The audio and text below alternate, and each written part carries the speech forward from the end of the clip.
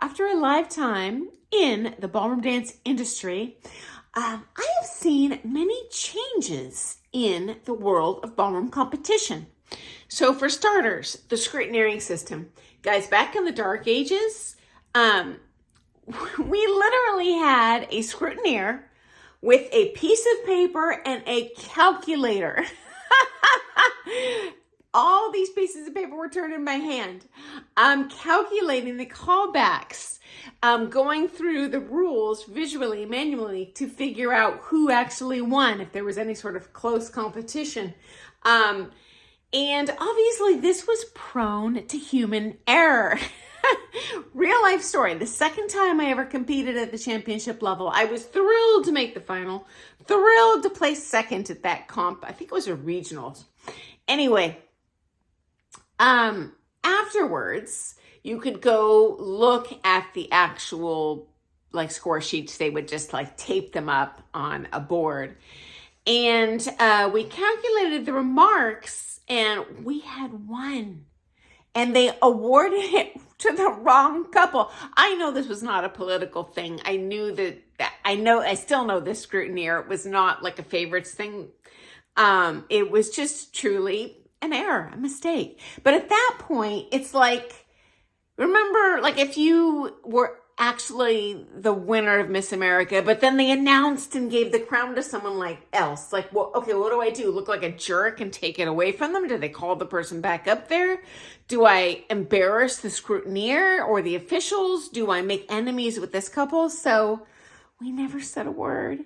And I would do that all over again. I mean, for us, it was a victory, but in our hearts. But I'm just very thankful now. Not only do they have, computerized programs, but most of the comps actually require you to use an actual program these days. So I think that's great. Huge improvement.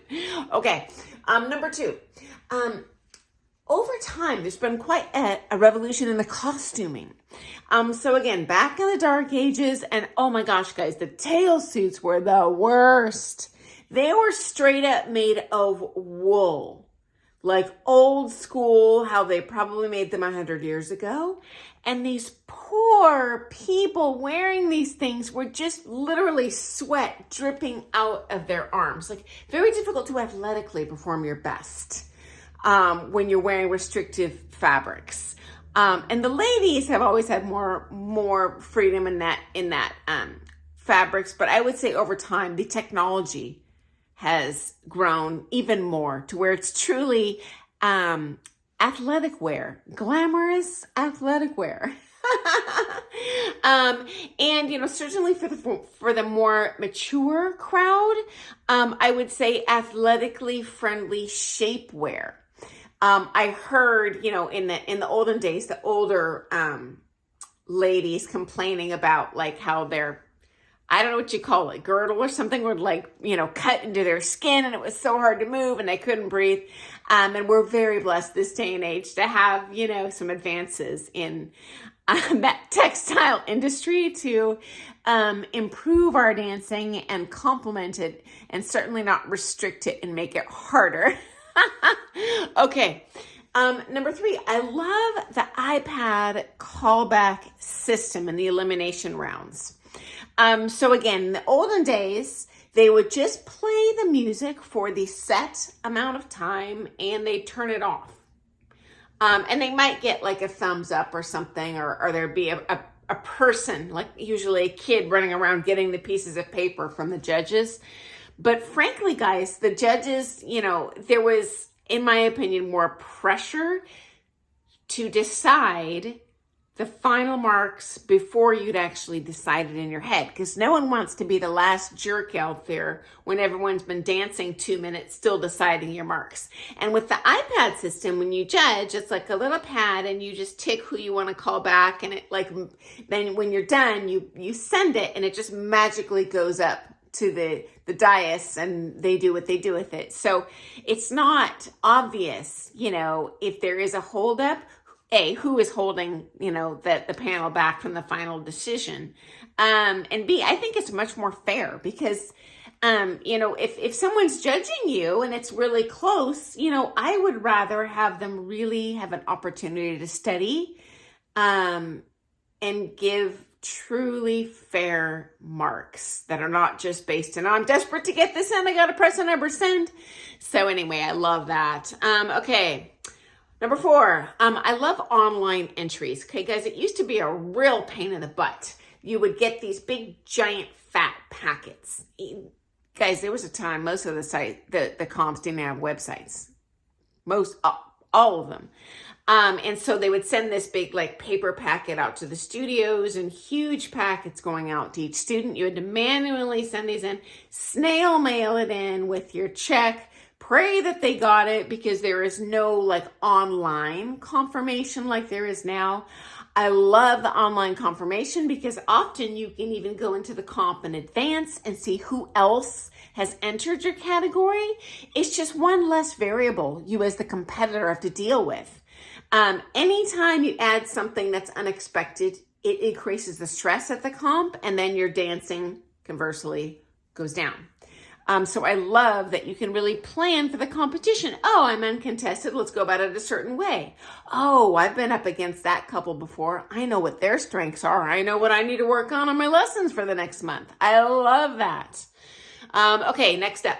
Back to costumes. I love this day and age, there is exponentially more freedom of expression. Okay, guys, so again, back in the dark ages, when I very first started competing in championship, they literally had in the rule book spelled out, if you are dancing at the championship level, you must have X layers of ostrich feathers on your skirt.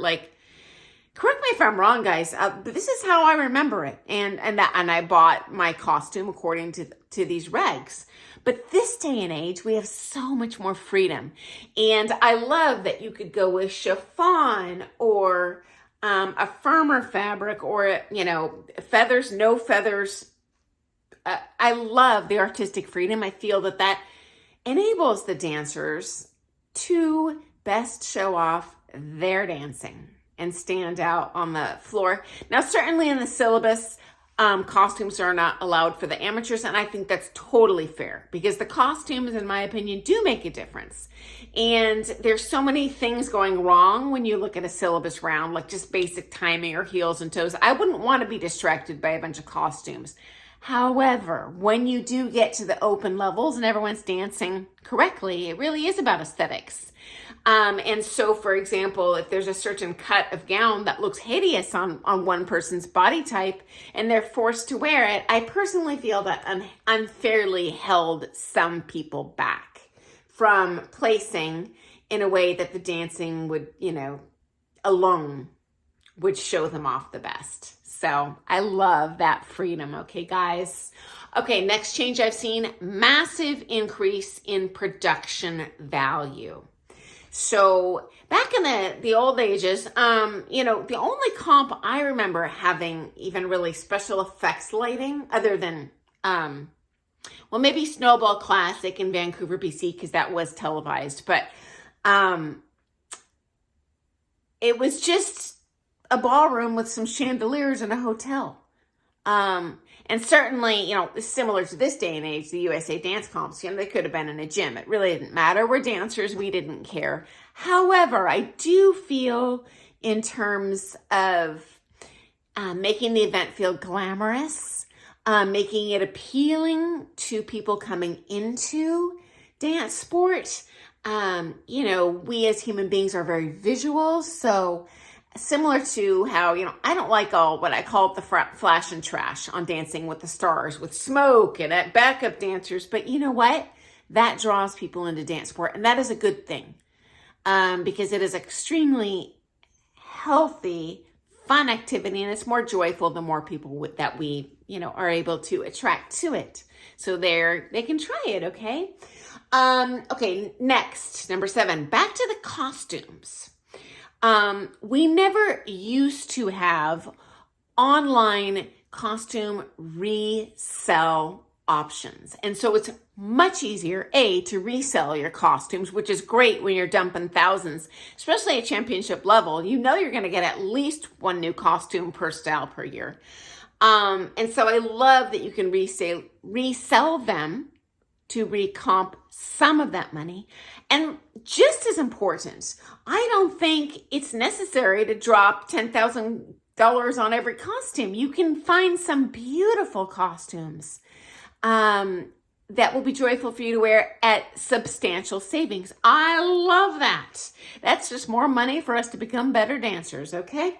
And the final change I've seen, and you know what? We have a lot of pro friends in our channel here. Comment below if it seems different to you, but just my impression, it seems like there's a lot more regulations and regulating the comps than there was in the old days. You know, like before, these days, if you want to so much as be a DJ at a comp or a judge, like you not only have to be certified, you have to pay the NDCA each year to get that. And there's just and you know, like I said, this day and age, the rules require you not only to use software, to use a certain brand name of software, just a lot more regulating over time.